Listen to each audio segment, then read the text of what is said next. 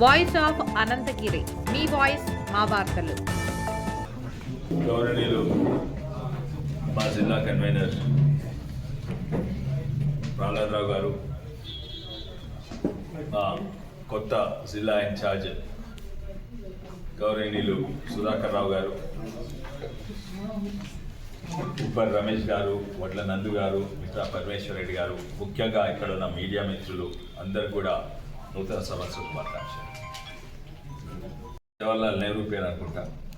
రోజ్గార్ యోజన అని, employment assurance scheme అని 93లా, దాని తర్వాత 2001లా సంపూర్ణ గ్రామీణ యోజన వచ్చింది. దాని తర్వాత నేషనల్ ఫుడ్ ఫర్ వర్క్ అంటే ఉపాధి కొరకు ఆహారం ఇచ్చే ప్రోగ్రాము అది నడిచింది. దాని తర్వాత మన్రేగాని, మళ్ళా ఉపాధి హామీ, మొన్నటి వరకు జరిగిన ఉపాధి హామీ అమలైనుండే. ఇప్పుడు దాన్ని తీసేసి కొత్త ఉపాధి హామీ ప్రోగ్రాం పెట్టారు. మీరందరూ తెలుసు, పాత ఉపాధి హామీ మన్రేగా అనేది మహాత్మా గాంధీ పేరు పెట్టిండు. అయితే ఆ మన్రేగా ప్రోగ్రాం కింద 2006లో వచ్చింది ఇది. అప్పుడు ఎంతుండే ఉపాధి హామీ అంటే 60 రూపాయలు ఉండే. అంటే ఉపాధి లేని వాళ్ళు కూలిపోతే ఆడ ఫీల్డ్ ఆఫీసర్ ఉండి అటెండెన్స్ వేసినట్టు చేస్తారు. ఉపాధికి ఎంతో పోతారు, గడపాలు కొడవలతోటి,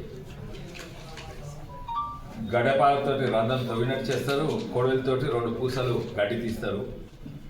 వానికి 60 రూపాయలు వస్తే ఆ ఫీల్డ్ అసిస్టెంట్కు 20 రూపాయలు ఇస్తే అటెండెన్స్ వేసి వీళ్ళు 40 రూపాయలు, అంటే 20 రూపాయలు ఫీల్డ్ అసిస్టెంట్ లంచం అన్నట్టు.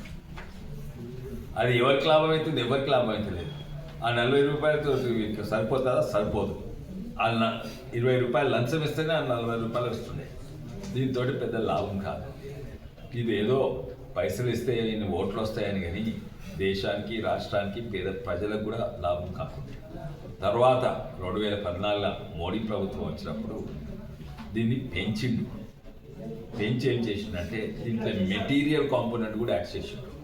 అంటే గడపార కొడవలతో పోతే ఏం లాభం, ఏం వస్తుంది, ఎవరికి లాభం? దీంతో ఏమైనా కడితే లాభం. ఓ రోడ్ వేసినా లేకపోతే కడతందుకు మెటీరియల్ కావాలి, సిమెంట్, కంకర ఇవన్నీ కావాలి. అయితే ఈ సిమెంట్, కంకర, ఉష్కే కొంటందుకు ఈ మెటీరియల్ కాంపోనెంట్ 25% మోడీ గారు పెట్టింది. దాంతో చాలా లాభమయ్యి కూడా మొదలు పెట్టింది.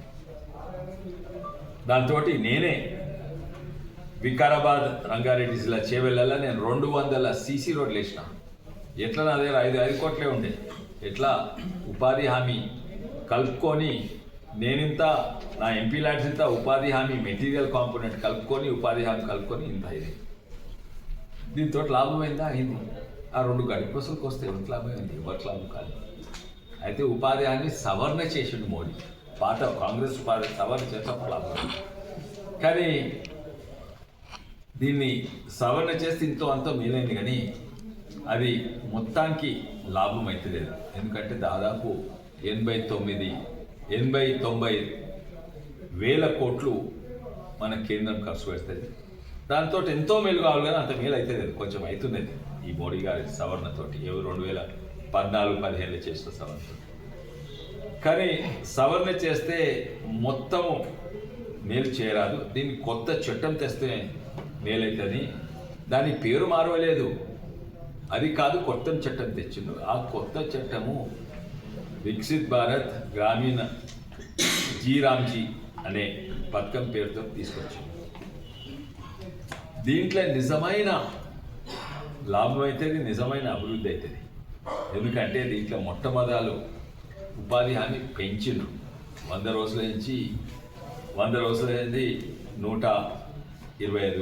రోజులు పెంచిండ్రు. అదే కానీ పెంచాలి. నేను పేదరికం ఉన్నా, ఉపాధి లేకున్నా అది మొత్తము కేంద్ర బాధ్యతేనా? రాష్ట్రాలు కూడా తీసుకోవాలి ఇంత బాధ్యత. అయితే ఉపాధి హామీ పెంచుతాము, మీరు 40% ఇవ్వండి, చాలా మంచిది. ఎందుకంటే ఇప్పుడు కేంద్రము, రాష్ట్రము కలిసి పనిచేస్తాయి. ఉదాహరణంగా ఇంతకుముందు కూడా కొంచెం ఇచ్చేది, 10% వరకు ఇచ్చేది. ఉదాహరణంగా 90% కేంద్రం ఇచ్చేది, 10% రాష్ట్రం ఇచ్చేది. అంటే ఉదాహరణంగా తెలంగాణకు 10,000 కోట్లు ఉపాధి హామీ ఇచ్చిందనుకో, అయితే 1,100 కోట్లు రాష్ట్రం ఇవ్వాలి. అంటే అది 10%, ఇది 90%. ఇప్పుడు దాన్ని 40% పెంచింది.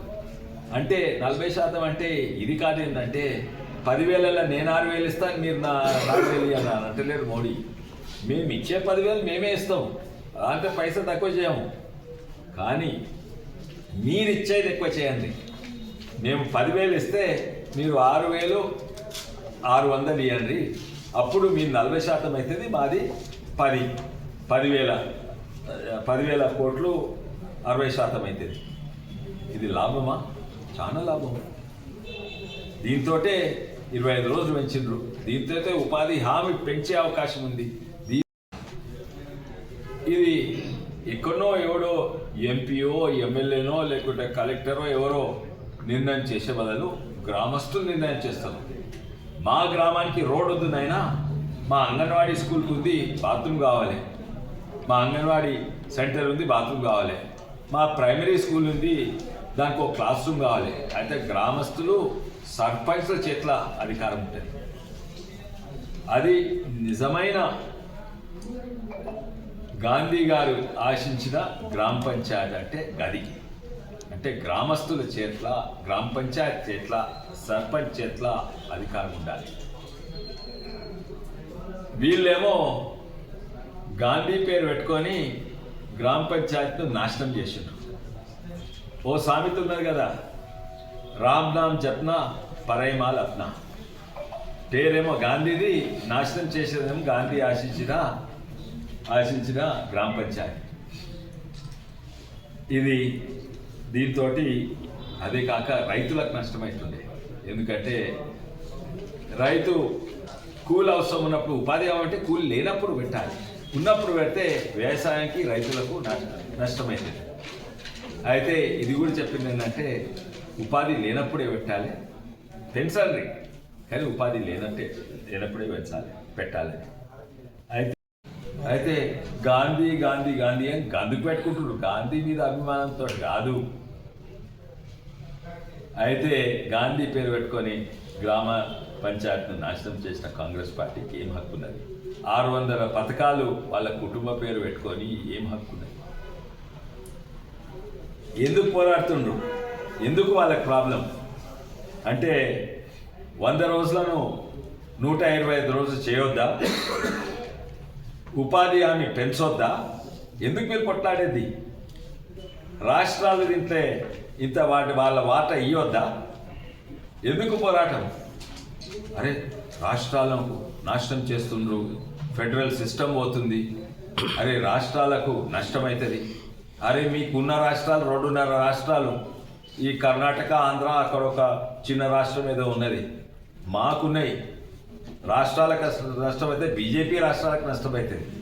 మావే ఎక్కువ ఉన్నాయి, మా 19 ఉన్నాయి, మీకు 2.5 ఉన్నాయి. 2 పెద్ద రాష్ట్రాలు, బుడ్డ రాష్ట్రం హర్యానా, ఇక్కడ మన హిమాచల్ ఏదో ఉన్నది. అయితే అది కాదు. ఎందుకు అంటే నకిలీ ఫేక్ కార్డ్స్, జాబ్ కార్డ్స్ తీయొద్దా? అట్లే ఉండాలా? దాని కొరకు పోరాడుతుండ్రా? లేకుంటే బయోమెట్రిక్ పెట్టొద్దని కొట్లాడుతుండ్రా? లేకుంటే స్కామ్లు ఆడ 10,000 కోట్లు 5,000 కోట్లు స్కామ్లు అయినాయి కదా ఉపాధి హామీ పేరు మీద, అవి కొనసాగాలని కొట్లాడుతుండ్రా? గ్రామ పంచాయత్ లేకుంటే గ్రామ పంచాయత్ సర్పంచ్కు అధికారం ఉండొద్దని కొట్లాడుతుండ్రా? ఇది వస్తే ఆయనకు అధికారం వస్తుంది. మా ఊర్లో MNREG స్కీమ్ తోటి ఇది చేయండి, ఆ అధికారం ఉండొద్దా? లేకుంటే గ్రామస్తుల అభిప్రాయం గౌరవిస్తుందా? ఎందుకు మీ కొట్లాటేంది? కానీ తప్పనిసరిగా వాళ్ళు దుష్ప్రచారం చేస్తారు. మీడియా మిత్రులకు విజ్ఞప్తి ఏంటంటే మీరు కూడా మీ ద్వారా మేము చెప్పదలుచుకునేది ఏంటంటే ఉపాధి హామీ అనేది ప్రజలకు అందరికి కూడా మంచిది, రాష్ట్రానికి మంచిది, గ్రామాలకు మంచిది. ఇంకా మీ నుంచి రేవంత్ రెడ్డి గారు మీరు ఏం చేస్తలేరు. అదే మీరు ఇచ్చేవాటి ఇవ్వండి అయ్యా, మీరు ఇచ్చేవాటి ఇవ్వండి. మీ దగ్గర లేవు పైసలు, అయితే మీరు ఇచ్చేవాటి ఏంది, మేము ఇచ్చేవాట మేము ఇస్తాం. గుడ్డు పెట్టుకొని తిరిగిండు. వాస్తవంగా ఈరోజు తెలంగాణ గ్రామాలు లేకుంటే రైతు కుటుంబాలను ఆదుకుందంటే కేవలము కేంద్ర ప్రభుత్వం వల్లనే. వాళ్ళు అన్నారు 2 లక్షలు రుణమాఫీ ఇస్తామని, ఇప్పటి వరకు 1 లక్ష కూడా చక్కగా ఇవ్వలేదు. కానీ మీరు లెక్క చేయండి, ప్రతి ఏడాది ప్రతి రైతు కుటుంబానికి యావరేజ్గా 1,03,000 కోట్లు మోడీ గారి నుంచి వస్తాయి. మోడీ గారు వచ్చినాక 4 మోటార్ సైకిల్ ఉన్న గ్రామాల్లో ఇప్పుడు 400 మోటార్ సైకిల్ ఉన్నాయి. కార్లు లేని గ్రామాలల్లో కార్లు వచ్చినాయి. టీవీలు ఫ్రిడ్జ్లు లేని ఇండ్లల్లో టీవీలు ఫ్రిడ్జ్లు కొన్ని చాలా వాషింగ్ మిషన్లు కూడా వచ్చినాయి. కానీ చెప్పేది ఏంటంటే గ్రామీణ ప్రజలకు ఏమిస్తే కదా, ఇచ్చిందంతా కూడా 1,03,000 రూపాయలు ప్రతి కుటుంబానికి.